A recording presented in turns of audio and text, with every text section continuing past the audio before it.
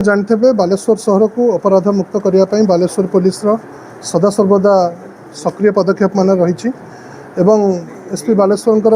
प्रत्यक्ष तत्वावधान सबुबले पेट्रोलिंग व्यवस्था एवं इमरजेंसी आमर आपत्तिकालीन सेवा व्यवस्था को सबुबले त्वरान्वित कर तार से व्यवस्था काली जितेबाला आमर सहदेव खुंटा थाना तरफ पेट्रोलिंग व्यवस्था चलता पेट्रोलिंग कार्यक्रम चलता आम कौन सोर्स रु आमर फील्ड इंटेलिजेंस आम खबर पाइलु कि किछि जन व्यक्ति अपराधिक कार्यक्रम लिप्त अच्छा किसी धरण बड़ धरण अपराध कर योजनाबद्ध प्रयास करुँच तो इमिडिएटली खबर पाई आईआईसी सहदेव खुंटा नेतृत्व में आमर जो पेट्रोलिंग टीम तुरंत से स्पॉट रे पहुँची सेठू देखी कि 6 जन व्यक्ति सेठी प्रेजेंट अच्छा